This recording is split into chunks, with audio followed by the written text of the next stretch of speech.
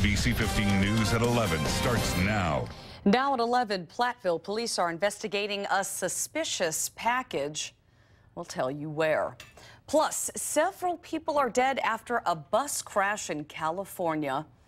And Donald Trump is already saying this election will be rigged against him. In developing news, police in Platteville are investigating a suspicious package that was found in a vehicle this morning. The Dane County Bomb Squad and federal investigators were called to the scene. People were told to avoid the area near Quick Trip on South Water Street for about an hour. Police have since opened the road back up. We will update you with more information when it becomes available. All right, let's take a look at that weather forecast. Currently, we have mostly cloudy skies being reported at the airport. There are some breaks in the clouds in some spots, though.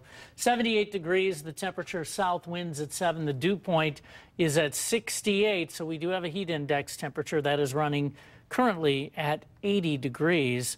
Our forecast does call for an 80-degree temperature by noon, 85 at 4 p.m., back to 79 at 8. A scattered shower or isolated thunderstorm will be possible as we head through the afternoon hours mainly. There is only a 30% chance of that precipitation. It does go up to a 40% chance this evening, though. We'll talk about that. We'll talk about some very warm and humid conditions coming up over the next couple days.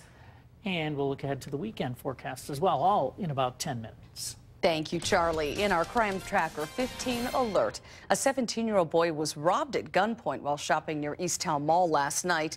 Police responded to Marshalls on Zaire Road just after 8:30.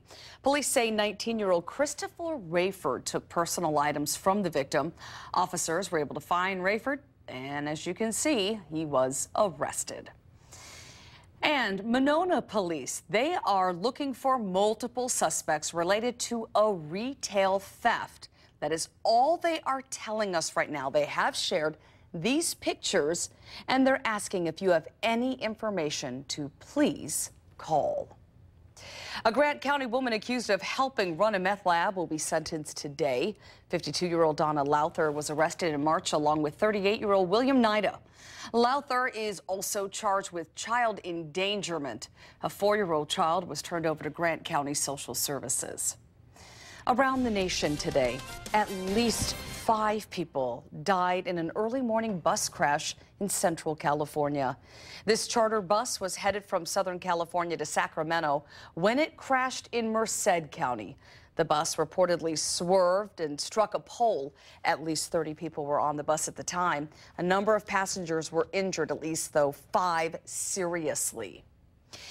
July was a deadly month in Chicago. 65 people were killed in the Windy City. That makes it the deadliest July in 10 years. This year alone, there have been nearly 400 homicides in Chicago. That compares to 490 for all of last year. 72 homicides were reported in June. In our Decision 2016 coverage, Donald Trump has launched a new attack against Hillary Clinton and says he's concerned the election is going to be rigged against him. NBC's Hallie Jackson reports. He often calls her crooked. Crooked Hillary Clinton, crooked Hillary. Now, Donald Trump has a new name for Hillary Clinton. She's the devil. That insult coming as Trump slams the endorsement of Bernie Sanders. He made a deal with the devil. She's the devil. He made a deal with the devil. A new fiery attack as Trump's latest controversy, meanwhile, shows no sign of cooling. The GOP nominee not backing off criticism of the Khan family, whose son was killed in Iraq. You know, as far as I'm concerned, he's a hero. But horrible things were said about me. Trump later adding, And his son wouldn't have died because I wouldn't have been in the war if I was president back then.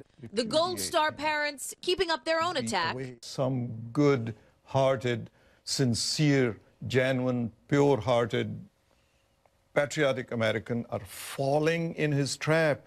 He's a snake oil salesman. Another military mom confronting Trump's VP. His disrespect for Mr. Khan and his family is just unacceptable.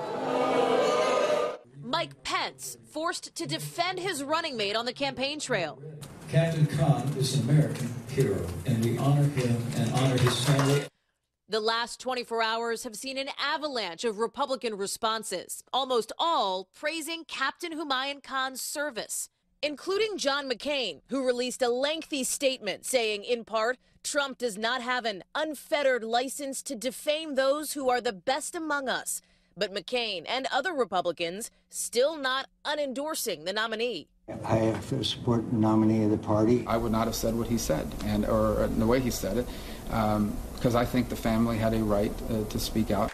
Democrats digging in. I mean, is there no limit to which this guy will descend? All this as Clinton faces her own controversy over her emails. Fact checkers giving their worst rating to her response to this question on Fox News. FBI Director James Comey said none of those things that you told the American public were true. Chris, that's not what I heard Director Comey say. Director Comey said that my answers were truthful. Clinton getting backing from billionaires like Warren Buffett, laying down a challenge to Trump. Release your returns, Buffett says. I'm under audit, too. And he will, too.